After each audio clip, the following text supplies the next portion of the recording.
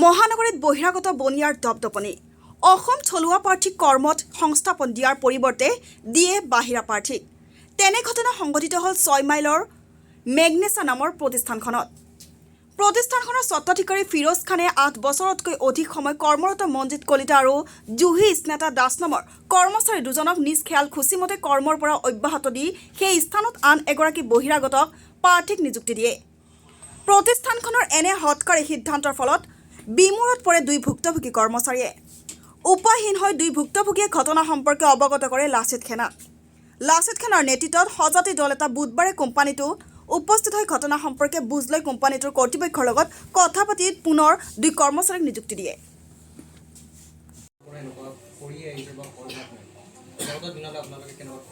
অনাগত দিনলৈ মানে আমি যিখিনি পাইছোঁ আমি তেনেকৈ কৰি গৈ আছোঁ।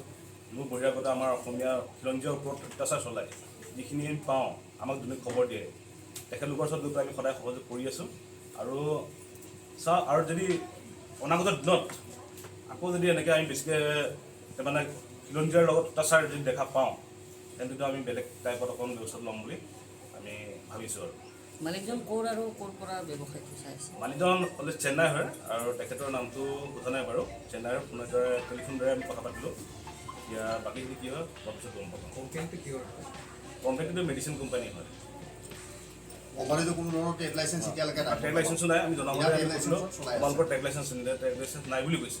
তথাপি কি হয় চাওঁ যদি তেখেতলোকৰ ট্ৰেড লাইচেঞ্চ নাই আমি GNCক ফোন কৰি তলম মাৰি দিয়াৰ ব্যৱস্থা কৰিম। বৰ্তমান ৰিজনটো কি ওলাই দিয়া ৰিজন মানে তেখেতলোকে মানে বহিৰাগত মানুহ আনি পেলাই ইয়াত জইন কৰাব। এজন আনি পেলাই জইন কৰাইছে কোনো বিহাৰী এজন তেখেতক উইচাৰ বুলি ক'লে নেকি জইন কৰালে। তেখেত জইন কৰাই পেলাই আমাৰ অসমীয়া খিলঞ্জীয়া দুজন ভাই আৰু ভণ্টিক তেখেতলোকে উলিয়াই দিছে। উলিয়াই দিবৰ কাৰণে নটিচ দিছে, উলিয়াই দিয়া নাই।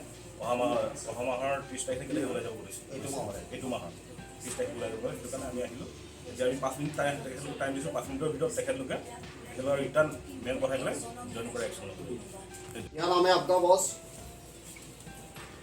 हेलो, हाँ हम लोग लासित चना संस्था से बोल रहे हैं, असम का ऑर्गेनाइजर। तो हम लोग का यहाँ का जो लोकल लड़का लोग है ना असमीज, हाँ उन लोग का तो बहुत साल एक्सपीरियंस हो गया। इसके बाद आप लोग क्यों उसको टर्मिनेट करने के लिए नोटिस दिया?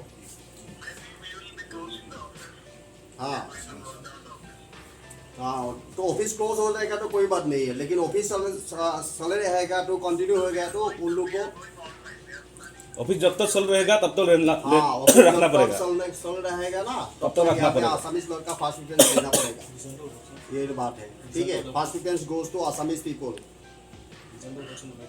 तो नहीं तो हम लोग को यहाँ पे आगे स्ट्राइक चलेगा, ठीक है। आप यहाँ पे कमाएगा, यहाँ पे इनकम करेगा, यहाँ का लड़का लोग को सुविधा नहीं देगा, ये क्या बात है? अपॉर्चुनिटी देना पड़ेगा, प्लेटफॉर्म देना पड़ेगा, है कि नहीं? तो इतना भी स्टाफ नहीं रखाएगा, ओनली 2 स्टाफ है असमीज का, तो वो दोनों को निकल करके आप कैसे इनकम करने के लिए चाहता है? और बाहर का लोग को कैसा तो बाहर का लड़का दो को निकाल के बाहर का नहीं है, लेकिन हम लोग का जो असमीज पीपुल है ना, जो भैया और एक तो बहन है एक तो भैया है, उन लोग को मत निकालो। ये हम लोग का तरफ से आपको रिक्वेस्ट भी किया है, वार्निंग भी दे रहा है।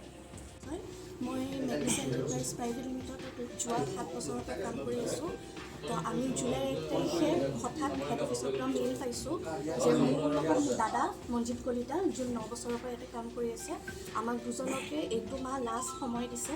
কৈছে যে অহা মাহৰ পৰা আমি আহিব নালাগে আৰু একো কাৰণ নোহোৱাকৈ আমাক ওলাই দিছে। কাৰণ এনেকুৱা নহয় কিবা কাৰণ আছে বা এনেকুৱা। তো এতিয়া আমি মানে বহুত বিপদত পৰিছোঁ, কাৰণ 1 মাহৰ ভিতৰত নতুন আকৌ কাম বিচাৰি কৰা এইটো আমাৰ কাৰণে সম্ভৱ নহয়। আৰু ইয়াতে যোনটো অফিচ আছে গুৱাহাটীত, তাতে এওঁলোকে বাহিৰৰ পৰা মানুহ আনি পিনে ৰাখিছে আৰু আমাক ইয়াৰ পৰা ওলাই দিছে। কাৰণ একো নাই, একো কাৰণ নাই।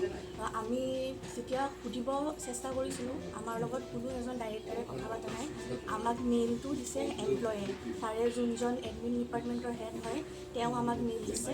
মই চেষ্টাও কৰিছিলোঁ ছাৰৰ লগত কথা পাতিবলৈ, কিন্তু কথা নাই পতা। মই মেছেজ কৰিছিলোঁ, ৰিপ্লাই নাই দিয়া একো।